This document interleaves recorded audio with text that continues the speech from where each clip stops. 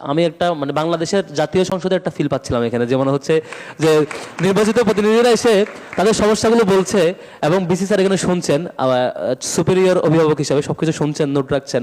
মানুষ যে বলে থাকে যে এটা সেকেন্ড পার্লামেন্ট, ডাকসুকে বাংলাদেশ সেকেন্ড পার্লামেন্ট বলা হয়, এটা একটা ভালো এক্সাম্পল। আমরা এভাবে পার্লামেন্ট লোকে অন্তত দেখতে চাই, যেখানে আমরা সবাই সবার সমস্যাগুলো বলবো, স্যাররা শুনবেন, যেটুকু পারেন চেষ্টা করবেন, অথবা স্যারের কোনো যদি লিমিটেশন থাকে সেটাও আমাদেরকে ক্লিয়ার করবেন। এই যে পলিটিক্যাল কালচারের চেঞ্জ আমরা ঢাকা বিশ্ববিদ্যালয়ে দেখেছি, আশা করি এটা বাংলাদেশ ফলো করবে, পুরো বাংলাদেশ সামনে ফলো করবে এবং ফলো করতে বাধ্য আর কি। আপনারা নিশ্চয়ই জানেন এবং ইতিহাস ঘাটলে দেখতে পাবেন যে এর আগে আমি ডাকসুর অনেক বিপির সাথে কথা বলেছি আর কি, বিপি জিএস আগের সিনিয়র যারা 90-এর দশকের, তো জিজ্ঞেস করতাম যে আপনারা আসলে কি করতেন।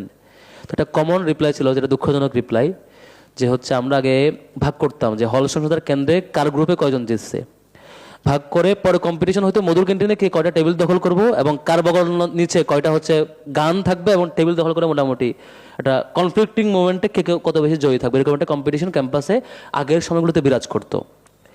যেটা 19 সালে এসে যেটা হয়েছে যে ভিপি নুরুল হক নূরকে, নবনির্বাচিত ভিপি নুরুল হক নূরকে রুমে রেখে ওইখানে ক্লাসের মুখোমুখি তাকে আক্রমণ করা হয়েছে, তার চেয়ার টেবিল ভেঙে দেওয়া হয়েছে, তাকে আসতে দেওয়া হয় না। এরকম পরিস্থিতি আমরা 19 সালে দেখেছি। অর্থাৎ মানে তার আগে প্রত্যেকটা ডাকসুতে একটা পলিটিক্যাল কম্পিটিশন ছিল, যেটা অনেক বেশি ছিল, এবং সবাই যে ইউনাইটেডলি কাজ করবে এই জিনিসটা কম লক্ষ্য করা গেছে, যেটা আমার অবজারভেশন। সেদিক থেকে আজকে যে গত 2 মাস সকল হল সংসদ এবং কেন্দ্রীয় সংসদের 28 জন প্রতিনিধি এবং হল সংসদের সবাই একসাথে কমন গোলে সকল ভেদাভেদ এবং মতামত বৈচিত্র্যমত একপাশে রেখে একযোগে যে কাজ করছেন, আজকে সবাই এসে একসাথে বসছি, কাজ করছি, এই যে চমৎকার ঐক্য, এটার জন্য প্রত্যেকে হাততালি পাওয়ার যোগ্য একসাথে, যে আমরা সবাই বিজয়ী এখানে আলহামদুলিল্লাহ। সবাই একটা ভালো উদাহরণ সৃষ্টি করেছে। এই যে পলিটিক্যাল কালচারের চেঞ্জ আমরা ঢাকা বিশ্ববিদ্যালয়ে দেখেছি, আশা করি এটা বাংলাদেশ ফলো করবে, পুরো বাংলাদেশ সামনে ফলো করবে এবং ফলো করতে বাধ্য আর কি। ঢাকা বিশ্ববিদ্যালয় যে পথে যায়, বাংলাদেশ সে পথে যায়। আমরা একটা উজ্জ্বল দৃষ্টান্ত স্থাপন করতে পেরেছি, এটা একটা ইতিবাচক। আর দ্বিতীয় হচ্ছে এই যে আজকে 2 মাস পরে আমি বিসি স্যারকে জিজ্ঞেস করছিলাম, স্যার অভিষেক করছেন না কেন? স্যার বললো যে অভিষেকটা আমরা হল পর্যায়ে করব। পরে হল পর্যায়ে ফর্মালি করে কাজ শুরু হয়ে গেছে।